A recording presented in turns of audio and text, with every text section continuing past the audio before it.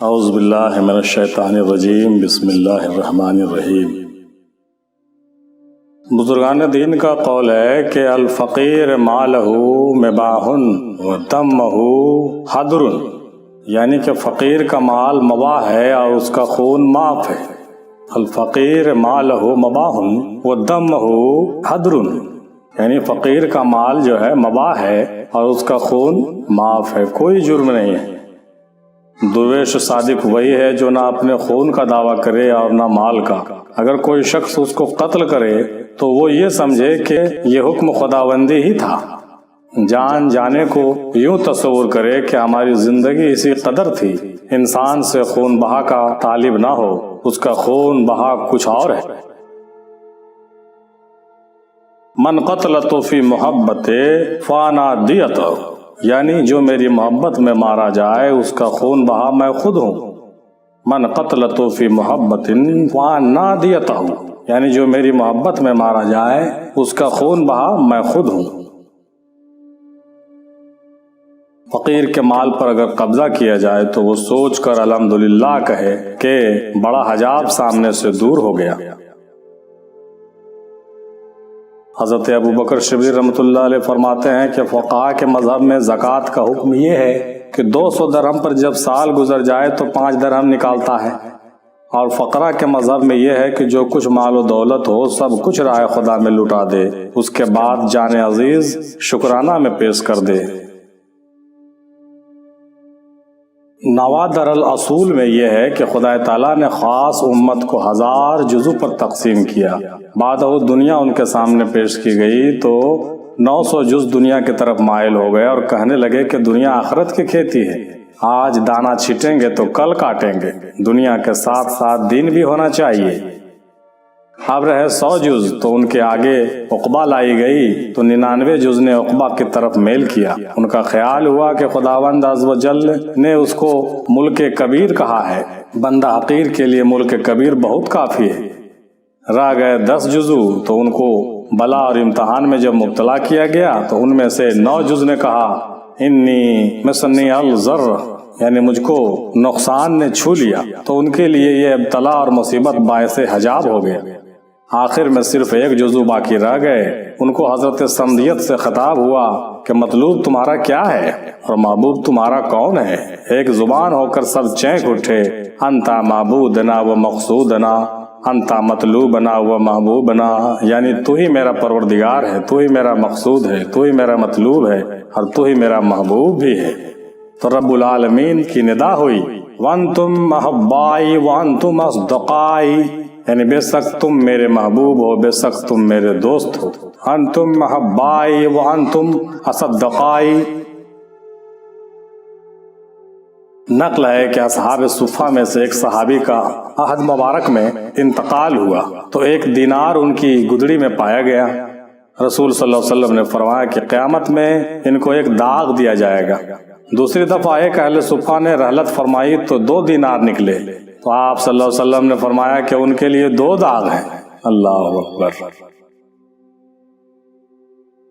حضرت نبی محمد مصطفیٰ صلی اللہ علیہ وسلم نے ارشاد فرمایا کہ انی لا استغفر اللہ فی الیوم مائۃ مرۃ، یعنی کہ میں روزانہ 100 مرتبہ طلب مغفرت کرتا ہوں، یعنی توبہ استغفار کرتا ہوں۔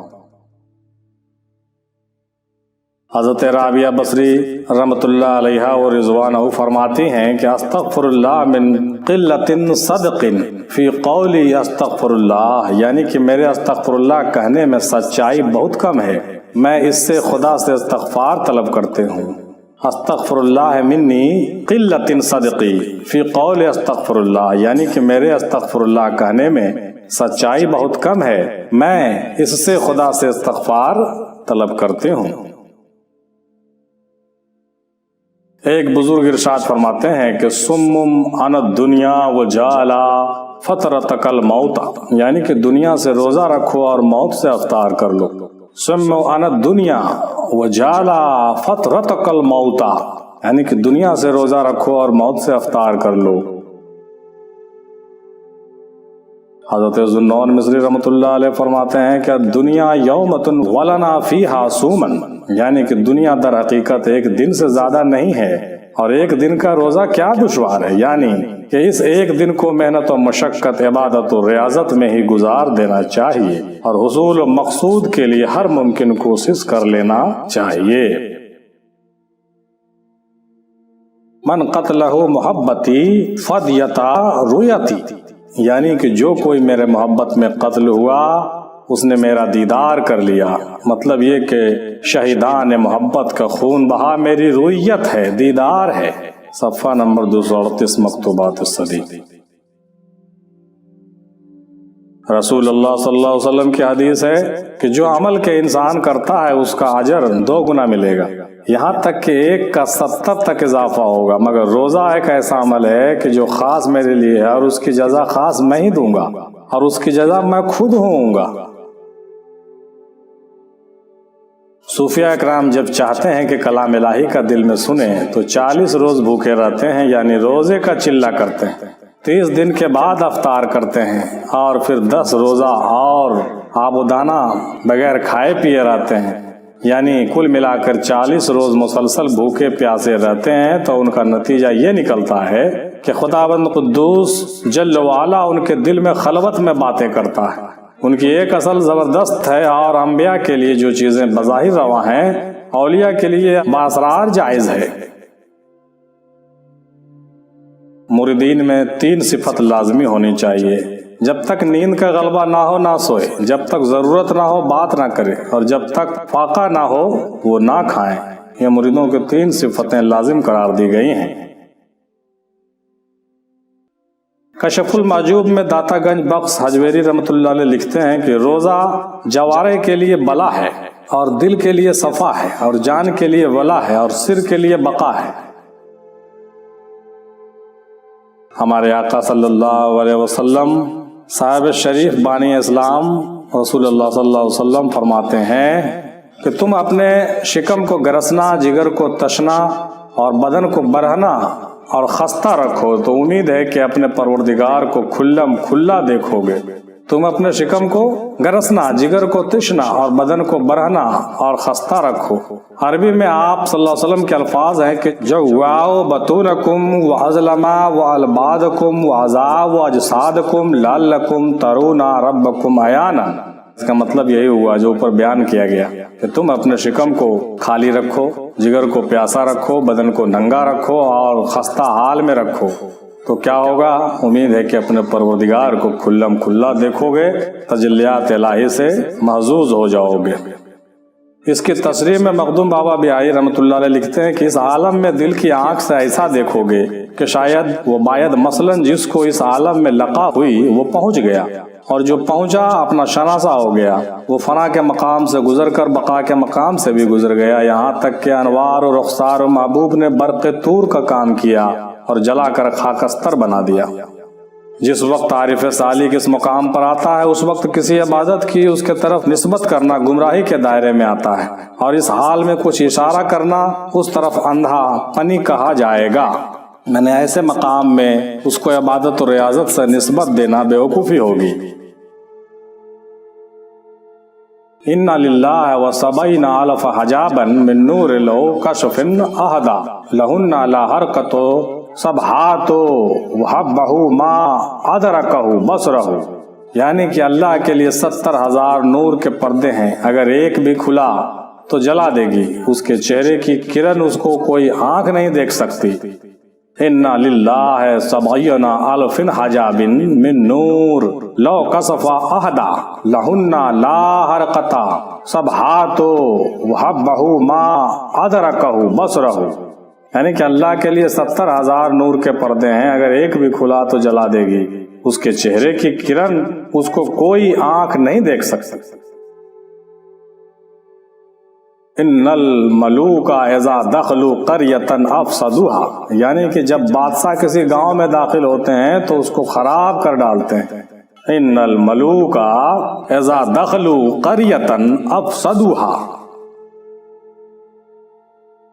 رسول اللہ صلی اللہ علیہ وسلم ارشاد فرماتے ہیں کہ لو علم المصلی ما منا یناجی ما التفت، یعنی کہ اگر نماز پڑھنے والا یہ جان لے کہ کس کی بارگاہ میں مناجات کر رہا ہے تو ہرگز کسی کے طرف متوجہ نہ ہوگا۔ لو علم المصلی ما منا یناجی ما التفت، یعنی اگر نماز پڑھنے والا یہ جان لے کہ کس کی بارگاہ میں مناجات کر رہا ہے تو ہرگز کسی کے طرف متوجہ نہ ہوگا۔ ایسی نماز پڑھنے والا ایسی نماز پڑھتا ہے کہ نماز پڑھتے وقت فانی صفت ہو جاتا ہے، اور فانی صفت کو غیر کے ساتھ التفات ناممکن ہے۔ مثلا حضرت علی کی نماز کہ تیر نکل گیا اور خبر تک نہ ہوئی۔ در عشق نماز بے رکوع است و سجود، یکساں است درد مومن ترسا جہود، چون قبلہ بجز جمال معشوق نبود، عشق آمد و محو کرد ہر قبلہ کے بود۔ یعنی کہ عشق کی نماز بغیر رکوع اور سجود کے ہوتی ہے، یہاں مومن و کافر یہودی وہ ترسا سب برابر ہیں، اور سوائے معشوق کے رخ کے جہاں کوئی سجدہ گاہ نہیں ہے، عشق کے آتے ہی جتنے کعبے تھے سب مٹا دیے گئے۔ مایا شادغی است این مادن جود و کرم، قبلہ معروع و دوست قبلہ ہر کس حرم۔ یعنی کہ بخشش و کرم کا خزانہ ساری خوشیوں کا سرمایہ، سب لوگوں کا سجدہ گاہ تو خانہ کعبہ ہے، مگر میرا قبلہ دوست کا چہرہ ہے، یعنی رخسار یار ہے، اور جس کا قبلہ معشوق کا روح منور ہو وہ ہر وقت نماز کے مزے میں ہے۔ وفی صلاتہم دائمون، وہ لوگ ہمیشہ نماز میں ہیں۔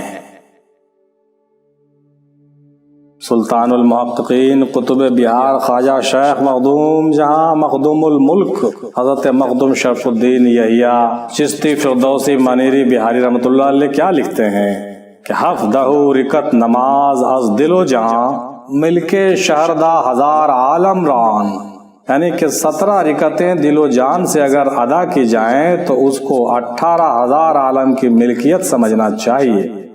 حفظہ رکت نماز از دل و جان مل کے شہردہ ہزار عالم ران، یعنی کہ 17 رکعتیں دل و جان سے اگر ادا کی جائیں تو اس کو 18,000 عالم کی ملکیت سمجھنا چاہیے۔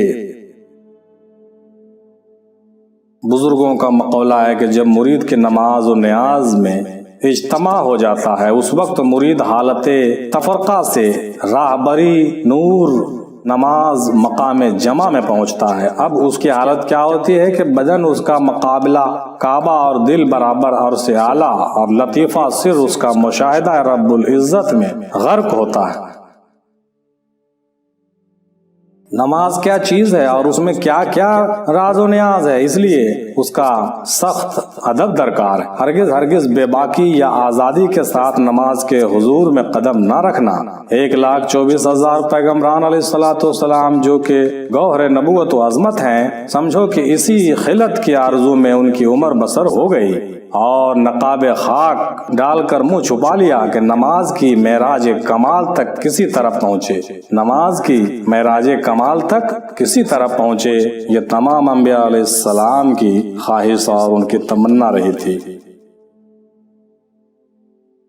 نماز نفل ہو یا تلاوت قرآن شریف ہو یا ذکر و فکر ہو، جو ہو، یہ اختیار اس کو کس وقت ہے جب پیر حاضر نہ ہو، اور اگر پیر موجود ہو تو خود سے کسی وظیفہ کو اختیار کرنے کو حق مرید کو حاصل نہیں ہے۔ صفحہ نمبر 228 پر مخدوم بابا کہتے ہیں کہ نماز نفل ہو یا تلاوت قرآن شریف ہو یا ذکر و فکر ہو، جب یہ اختیار اس کو ہے مگر یہ کس وقت ہے جب پیر موجود نہ ہو، لیکن جب پیر موجود ہو تو یہ اس کو نہیں کرنا چاہیے، ان کے صحبت میں بیٹھنا چاہیے۔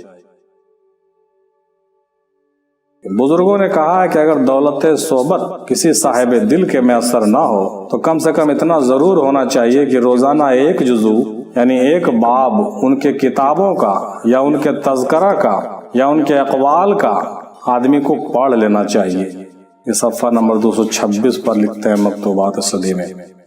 بزرگوں نے کہا ہے کہ اگر دولت صحبت کسی صاحب دل کو میسر نہ ہو تو کم سے کم اتنا ضرور ہونا چاہیے، یعنی اگر کسی پیر بزرگ کی صحبت آپ کو میسر نہیں ہو تو اتنا ضرور کرنا چاہیے کہ روزانہ ایک جز اور ایک پارٹ ان کے کتابوں کا یا ان کے ذکر کا یا ان کا تذکرے کا، چاہے آڈیو ویڈیو کچھ بھی ہو، ان کے اقوال کا مریدوں کو ضرور پڑھ لینا چاہیے اور اس پر غور و فکر کرنا چاہیے۔ یہ حضرت مخدوم بابا کا خاص وصیت ہے۔ برادر عزیز، اگر کوئی صاحب دل تم کو قبول کرے تو اس وقت تم البتہ سچے مرید کہے جا سکتے ہو کہ تمہاری جان اس کے عشق میں جل کر خاک ہو جائے۔ جب تم اس طرح خاکستر ہو جاؤ گے تو وہ تمہیں اکسیر بنا کر اٹھا لے گا۔ آپ نے لکھا ہے کہ مرید کو دن رات اسی کی فکر ہونی چاہیے کہ رسم و عادات کو کس طرح چھوڑا جائے، رسم و عادات کو کس طرح چھوڑے تاکہ نیت درست ہو جائے، اور اس کے اعمال و افعال رسم و عادات سے اس وقت جدا ہوں گے جب کسی شیخ کے جوتوں کی خدمت کرے گا اور جو کچھ بھی کرے کسی بزرگ کے حکم سے کرے۔ یعنی ایسی صورت میں اگرچہ اس کے کام مکر و نفاق اور عادات سے ملے ہوں گے، مگر چونکہ ایک بزرگ کے فرمان کے اندر ہے اس لیے اس کا انجام خلوص ہی ہوگا۔ حدیث شریف میں ہے کہ ان اللہ لا ينظر الی صورکم ولا الی اعمالکم وتکن ينظر الی قلوبکم ونیاتکم، یعنی کہ اللہ تعالیٰ تمہاری صورتوں اور کاموں کو نہیں دیکھتا مگر تمہارے دلوں اور نیتوں کو دیکھتا ہے۔ ان اللہ لا ينظر الی صورکم ولا الی اعمالکم ولکن ينظر الی قلوبکم ونیاتکم وَيَحْشَرُ النَّاسَ يَوْمَ الْقِيَامَةِ عَلَىٰ نِيَاتِهِمْ، یعنی کہ قیامت کے دن لوگوں کا حشر ان کی نیتوں پر ہی ہوگا۔ جانتے ہو صدق نیت کہاں سے ظاہر ہوتی ہے؟ اخلاص کی شاخ سے پھوٹتی ہے، جس طرح شعاع آفتاب سے اور ذو آگ سے نمایاں ہوتی ہے۔ نیت جب دنیا کے لگاؤ سے پاک ہو جاتی ہے تو اس گروہ کے لوگ یعنی اہل تصوف اس کو اخلاص زاہدانہ کہتے ہیں، اور جب آخرت کی بھی لگاؤ سے پاک ہو جاتی ہے تو اس کو اخلاص عارفانہ کہتے ہیں۔ دنیا کے لگاؤ سے پاک ہو گئی نیت تو اخلاص زاہدانہ، اور آخرت کے لگاؤ سے اگر نیت پاک ہو گئی تو اخلاص عارفانہ کہتے ہیں۔ بزرگوں کا مقولہ ہے کہ جس شخص میں جتنا علم ہوگا اور جیسی معرفت ہوگی نیت کی درستگی اسی مرتبے میں ہوگی۔ یقیناً مندرجہ بالا باتوں کے تفصیل میں آپ رحمۃ اللہ علیہ لکھتے ہیں کہ ایک شخص ہے کہ دل میں اس کی خواہشات اور محبت دنیا غالب ہے، اور اس صورت میں جو بھی فعل اور عمل اس سے صادر ہوگا دنیاوی ہی ہوگا، کچھ نہ کچھ اس میں ضرور دنیاوی غرض پوشیدہ ہی رہے گی، ہر چند کے نماز ہی کیوں نہ پڑھتا رہے اور روزہ ہی کیوں نہ رکھے۔ ایسی عبادت اور ریاضت کا پھل خسارت اور حرمان کے سوا کچھ نہیں ہے۔ دوسرا شخص ہے کہ اس کے دل میں چاہ اور محبت آخرت کی غالب ہے، اور صورت میں جو عمل اس سے وجود میں آئے گا اخروی ہی ہوگا۔ درستگی نیت کے باعث ان کا کھانا پینا، اس کا سونا بیٹھنا بھی عبادت سے خالی نہیں ہوگا، بہشت اس کے لیے آرام گاہ ہے۔ اور تیسری جماعت کے ایک اور لوگ ہیں جس کا نام سلطان ہمت ہے، نہ دنیا میں ان کا قدم جمتا ہے اور نہ ہی آخرت میں ان کا سر الجھتا ہے۔ حضرت حق کے سوا مقصود و مطلوب اور مقصود ہی کچھ دوسرا نہیں رکھتے ہیں وہ لوگ۔ جب تک اس دنیا میں ہو درد و بلا کی کڑیاں جھیلتے رہو، غم و اندوہ کی سختیاں اٹھایا کرو۔ کوئی سرسری باتیں نہیں ہیں، ان میں بہت اسرار پوشیدہ ہوتی ہے۔ فضیل بن عیاض رحمۃ اللہ علیہ راہزن ہیں، ڈاکو ہیں، ڈکیت ہیں، مگر حکم ہوتا ہے اس کو لاؤ، یہ میرا مقبول بندہ ہے۔ اور بلم باہور جس نے 400 سال تک ریاضت و مجاہدہ کیا ہے اور سجادہ نسی رہا، حکم ہوا کہ اس کو دور کرو کہ راندہ درگاہ ہے۔ عمر نے اگرچہ بت پرستی کا شیوا اختیار کیا مگر ہم اس کو چاہتے ہیں۔ عزازیل اگرچہ 7 لاکھ برس تک عبادت کر چکا ہے، ہم اس پر لعنت بھیجتے ہیں، وہ مردود بارگاہ ہے۔ جب بادشاہ دنیا کو اختیار حاصل ہے کہ ایک کو وزیر اور ایک کو دربان اور ایک کو چرواہا بنائے، تو وہ مالک دو جہاں جس کو چاہے دین کی دولت عطا کرے، وہ چاہے تو جلاہوں، خاک روبوں، کنجڑوں، ظالموں اور حرام خوروں کی جماعت سے کسی کو قبول کر لے۔ وہ چاہے تو جلاہوں، خاک گروبوں، کنجڑوں، ظالموں اور حرام خوروں کی جماعت سے کسی کو قبول کر لے۔ یہ کہنے کی کسی کو طاقت نہیں کہ ایسا کیوں کیا۔ صفحہ نمبر 220 پر مختوم باوا لکھتے ہیں، توحید ہر موحد کی توحید کو کہتے ہیں، مگر ایک شخص کی توحید سے دوسرے شخص کی توحید کو اتنا فرق ہے جیسے فرش سے عرش کو۔ اللہ اکبر۔ ایک شخص کی توحید دوسرے شخص کی توحید میں آسمان زمین کا فرق ہے۔ صفحہ نمبر 220 پر مختوم باوا لکھتے ہیں، طریقت کا منشا یہ ہے کہ دل آئینہ کی طرح مصفا اور منور ہو جائے تاکہ اس میں عالم خلق اور عالم ارواح کا عکس نظر آنے لگے، اور صاحب طریقت زمرہ عوام سے نکل کر خواص کی صفات سے آراستہ ہو جائے۔ حضرت خواجہ بایزید بستامی رحمۃ اللہ علیہ فرماتے ہیں کہ جب دنیا کا اندیشہ ہمارے دل پر گزرتا ہے تو ہم وضو کرتے ہیں، اور جب اندیشہ عقبہ کا آتا ہے، آخرت کا آتا ہے، جنت کا آتا ہے تو غسل کرتے ہیں، اس لیے کہ دنیا محدث ہے، اس کا اندیشہ حدث کے درجے میں ہے، حدث کے بعد وضو کرنا واجب ہے، اور عقبہ شہوت کا محل ہے، وہ جنابت کا درجہ ہے، اس لیے غسل واجب ہے۔ اللہ اکبر۔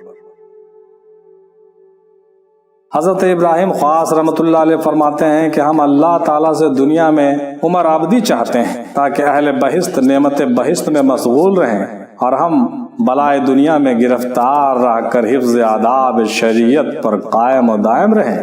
یہ حضرت ابراہیم خاص فرماتے ہیں کہ ہم اللہ تعالیٰ سے دنیا میں عمر ابدی چاہتے ہیں، خوب لمبا عمر چاہتے ہیں، اور دنیا میں ہم زیادہ سے زیادہ جینا چاہتے ہیں تاکہ اہل بہشت نعمت بہشت میں مشغول رہیں، بہشت والے لوگ جنت میں موج مستی کریں، اور ہم دنیا کے بلا میں خوب گرفتار رہیں، اور اتنا گرفتار رہیں کہ آداب شریعت اور حفظ آداب شریعت کو بچاتے رہیں اور اس پر قائم رہیں، اور یہ میرے لیے مصیبت، میرے لیے ہی بہتری ہے اس میں۔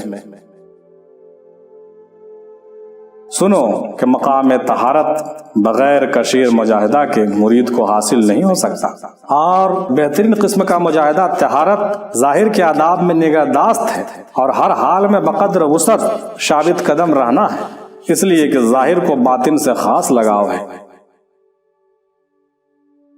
حضرت خواجہ بایزید قدس اللہ سرہ العزیز فرماتے ہیں کہ نفاق العارفین افضل من الاخلاص المریدین، یعنی کہ عارفوں کا جو نفاق ہے، نفاق مانے کیا؟ جھگڑا، نہ اتفاقی، عارفوں کا جو نفاق بھی ہے وہ مریدوں کے اخلاص سے بہتر۔ اللہ اکبر، سوچو کتنا فرق ہے۔ اگر کوئی عارف ہے اور وہ اگر وہ نفاق میں مبتلا ہے تو وہ مرید کے اخلاص سے کئی گنا افضل، اس لیے کہ وہ عارف ہے، کیونکہ مرید کے لیے جو ترقی مقام کا درجہ ہے وہ کامل کے لیے حجاب ہے۔ جو ترقی مقام کا درجہ ہے، جو مرید کے لیے جو ترقی مقام کا درجہ ہے وہ کامل کے لیے کیا ہے؟ حجاب کا درجہ ہے۔